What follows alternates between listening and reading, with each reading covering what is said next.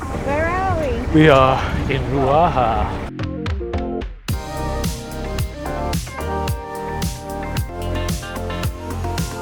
What's happening? We are going on a small minibus that has wings. We're going on a very, very tiny airplane to fly to Ruaha. We're going to Masembe airstrip to start safari. We are very excited, as you can see. Are we in the business class?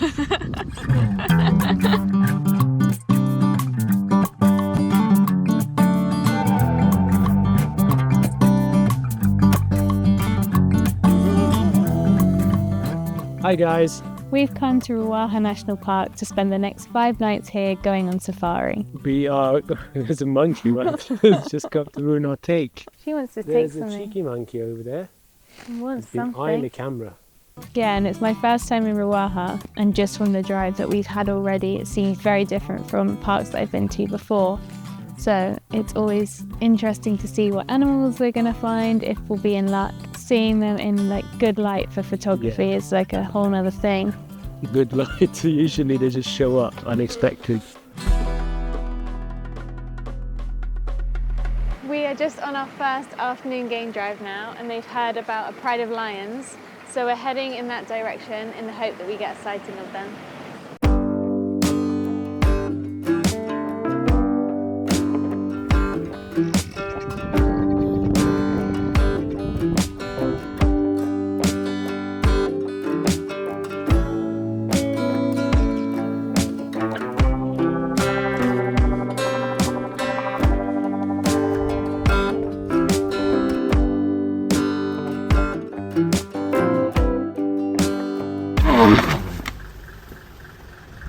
We just saw this elephant and we started taking photos and we just realised the baby is on the other side.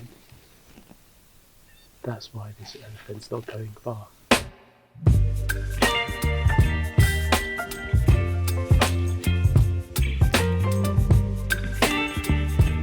This area here is home to one of the leopards that they know of in the area.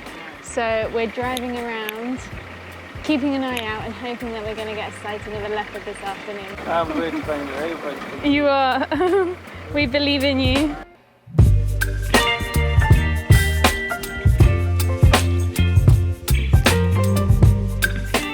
The sun is now setting on our first full day of safari, so we've just stopped here in this amazing spot surrounded by loads of baobab trees to have our dinner and watch the sunset. We didn't find the big cat today, but we did see loads of other stuff. We had a really lovely sighting of some zebra in really nice light, and we still got 3 full days on safari, so hopefully we'll be in luck tomorrow. I thought that this video would be the perfect opportunity to sit down and share my edit workflow with you, because this is a question that I get asked a lot about online. But I've partnered with Luminar Neo to show you how I edit my wildlife photos using their software. To start, here's some before and afters of some edits that I did from during the safari trip. Okay, so let's jump straight into how to actually edit. I've been using Luminar Neo because it makes the workflow incredibly easy, even for beginners. I'm going to use an example of this giraffe photo that I took during my time on safari and run through my workflow with you. So first thing I do when I come into the edit is I go into the develop section, because what I want to do first is just make my image flat in terms of recovering any blacks that are too far down or pulling back any highlights that are a little bit towards the bright side, so I can see all of the data that I have available in my image and that I know what to work with.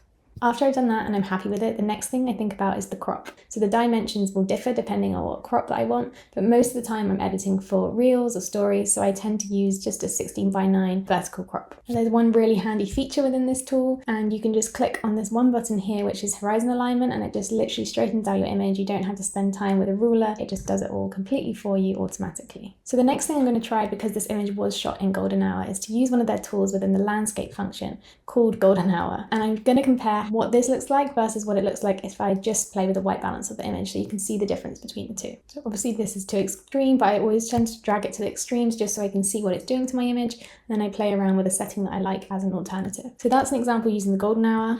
Now I'm going to do the same thing, just changing the white balance. And you can see the difference in these two, because when I change the white balance, it kind of impacts the whole image. Even the blue sky turns a bit grey and dusty coloured.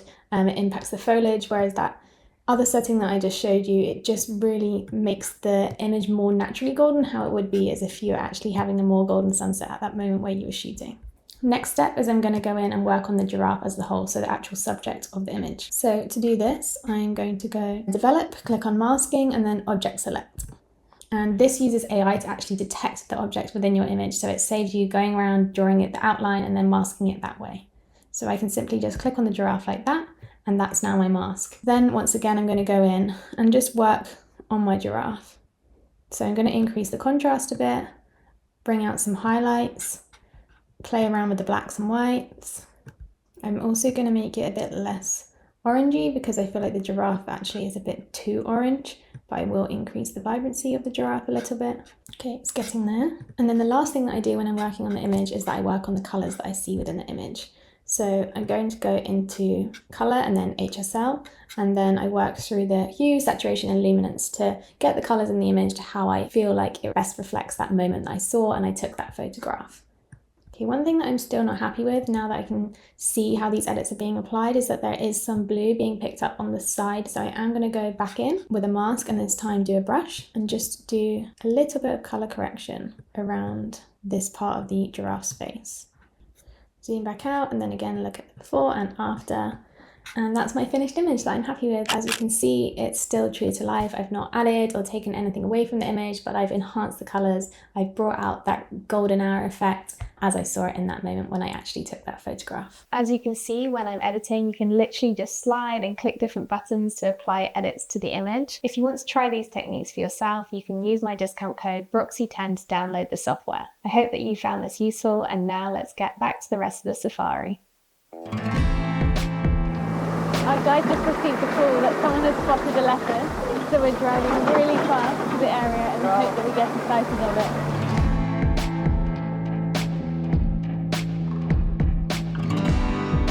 We finally had our first sighting of the leopard.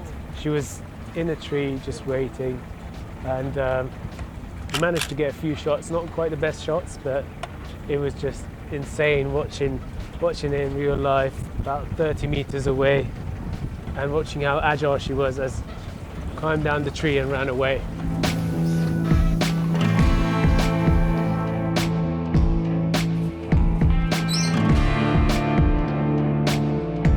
We just finished our second day on safari. We did see 2 lions, one of them which was literally like Scar. He was absolutely covered in battle wounds. He had like part of his mouth missing, so he definitely wasn't a good looking lion, but he was still cool to see.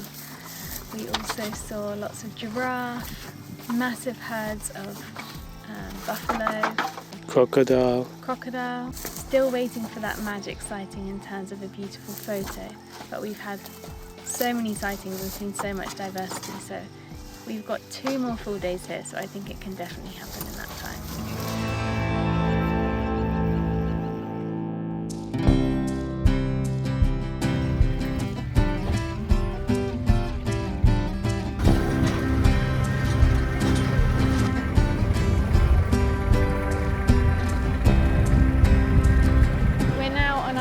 Full day here in Ruaha.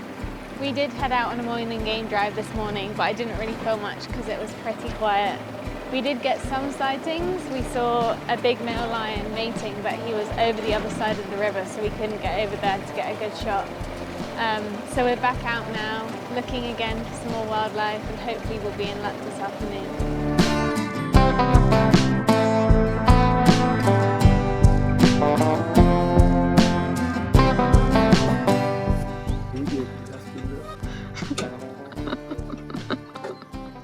Take into account the wind direction.